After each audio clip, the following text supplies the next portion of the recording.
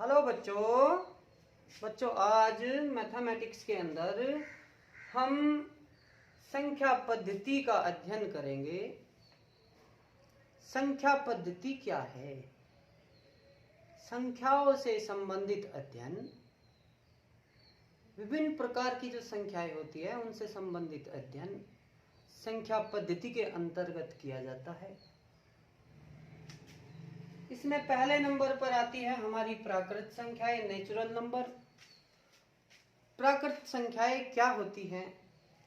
वे संख्याएं जो वस्तुओं को गिनने में प्रयोग की जाती है, इस प्रकार की संख्याएं प्राकृत संख्याएं कहलाती हैं।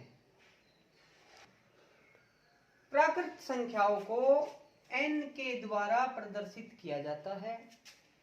n बराबर 1, 2, 3, 4 एंड सो ऑन, अनंत तक, जहां तक भी जाए जो प्राकृत संख्याएं होती हैं वे संख्याएं जो वस्तुओं को गिनने में प्रयोग की जाती है प्राकृत संख्याएं कहलाती है। 1, 2, 3, 4, 5, 6, 7 एंड सो ऑन, अनंत तक जो पूरी संख्याएं हैं वे प्राकृत संख्याएं कहलाती है। अब प्राकृत संख्याओं के बाद आता है शून्य। शून्य क्या है? एक हमारी समीकरण है x + 5 = 5। हमें एक ऐसी संख्या की आवश्यकता है जो संख्या इस समीकरण के दोनों पक्षों में जोड़ने पर इस समीकरण को संतुष्ट करे। अगर किसी भी संख्या को हम दोनों पक्षों में जोड़ें और मान बराबर 5 ही आए तो ऐसी संख्या को हम शून्य कहते हैं और शून्य को हम इस चिन्ह के द्वारा प्रदर्शित करते हैं। शून्य की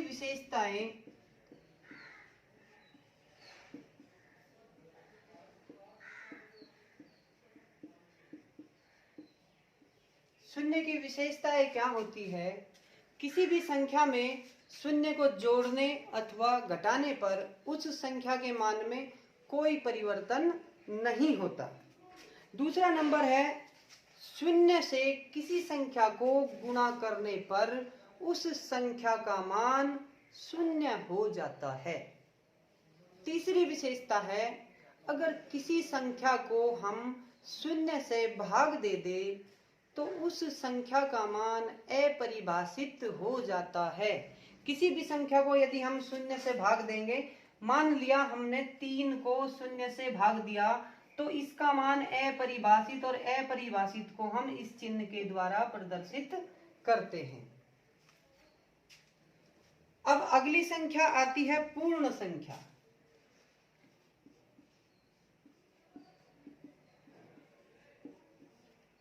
पूर्ण संख्या क्या होती है?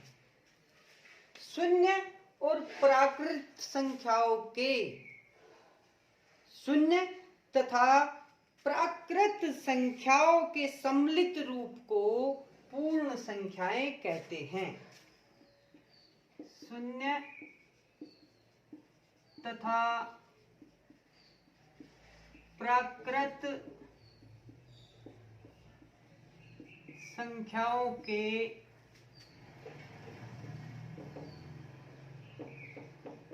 सम्मिलित रूप को पूर्ण संख्याएं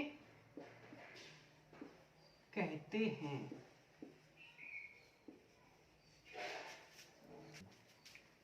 पूर्ण संख्याओं को W से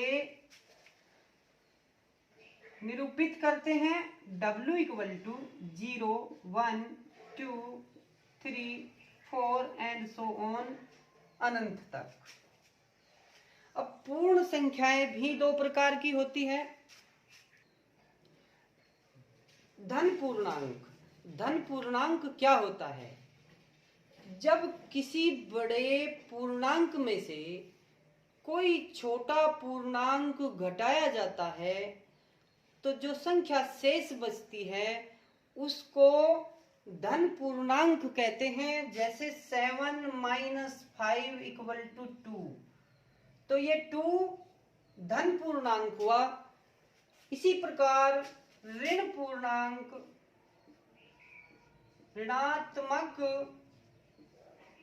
पूर्णांक, यदि किसी छोटे धन पूर्णांक में से बड़ा धन पूर्णांक घटाया जाए, जो शेष संख्या बचती है वो ऋणात्मक पूर्णांक कहलाती है। जैसे 5 माइनस 7 इक्वल टू -2। सभी धनात्मक और ऋणात्मक पूर्णांकों को हम z के द्वारा निरूपित करते हैं। z इक्वल टू 0 से स्टार्ट करें, 1 2 3 4 एंड सो ऑन, और 0 से छोटी संख्याएं -1 -2 -3 -4 एंड सो ऑन, ये सभी संख्याएं पूर्णांक कहलाती है। पूर्णांकों का सरल रेखा पर निरूपण। किसी रेखा पर कोई बिंदु A ले लेते हैं। A बिंदु को 0 मानकर समान संख्या, समान दूरी में, ये कोई समान दूरी में हमने यहाँ चिन्ह लगा दिए, इधर भी एक समान दूरी में चिन्ह लगा दिए। A से जो लेफ्ट हैंड साइड में है वो -1 -2 -3, A के जो राइट हैंड साइड में है वे संख्याएं पॉजिटिव 1 2 3। इस प्रकार इस रेखा पर हम दी गई संख्या, पॉजिटिव और नेगेटिव संख्या को इस रेखा पर निरूपित कर सकते हैं। परिमेय संख्या, परिमेय संख्या क्या होती है? ऐसी सभी भिन्न जिसके अंश तथा हर दोनों पूर्णांक हो तथा हर शून्य के बराबर न हो तो परिमेय संख्याएं कहलाती है। अर्थात वह संख्या जो P/Q के रूप में हो तथा P तथा Q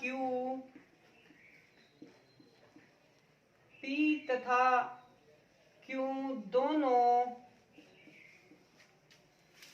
पूर्णांक हो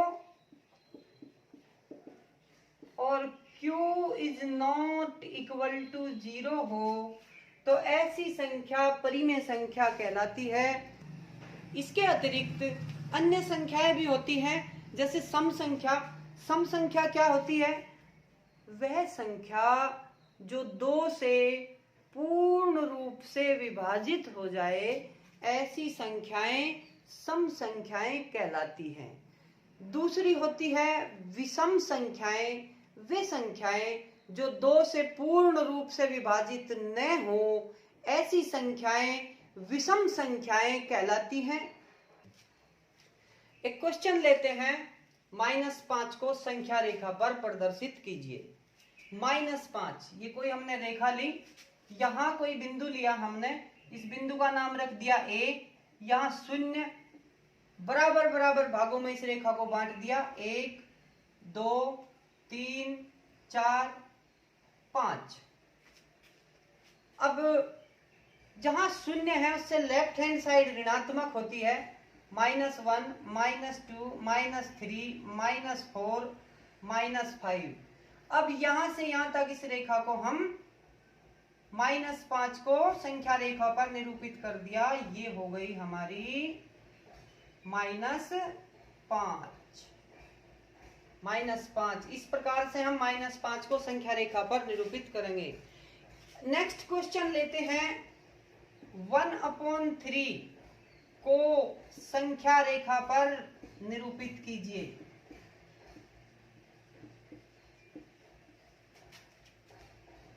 कोई रेखा ली, यहां बिंदु A पर 0, इसको बराबर बराबर भागों में बांट लिया, 1 2 3।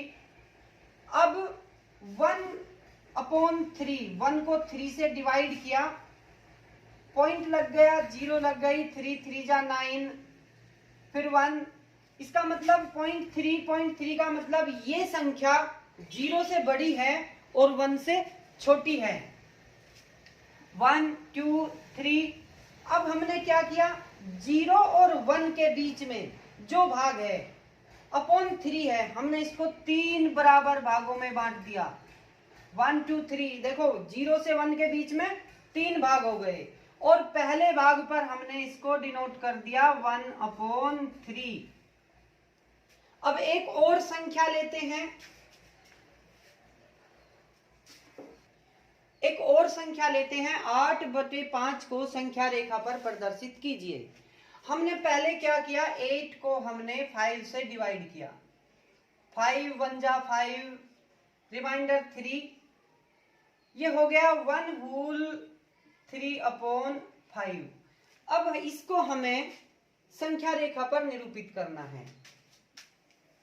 यहां कोई बिंदु A लिया, ये 0 बराबर भागों में 1 2 3। 1/3/5 का मतलब हुआ ये संख्या 1 से बड़ी है लेकिन 2 से छोटी है, तो एक भाग तो पूरा हो गया। अब 1 और 2 के बीच का जो भाग है ये हमने 5 बराबर भागों में डिवाइड कर दिया, 1 2 3 4 एंड 5। ये 5 बराबर भाग हो गए। अब 3/5 है, इसका हमने 1 2 3, तीसरा भाग हमने इसका यहां ले लिया, ये। तो ये दूरी हमारी हो गई यहां से यहां तक 8/5। 8/5। बच्चों, आपको जो पढ़ाया जाता है उसको अच्छे से पढ़िए, अच्छे से समझिए, अपने घर पर रहिए, मास्क लगाइए, सामाजिक दूरी बनाकर रखिए, अपने हाथों को अच्छे से साबुन से धोइए। Thank you.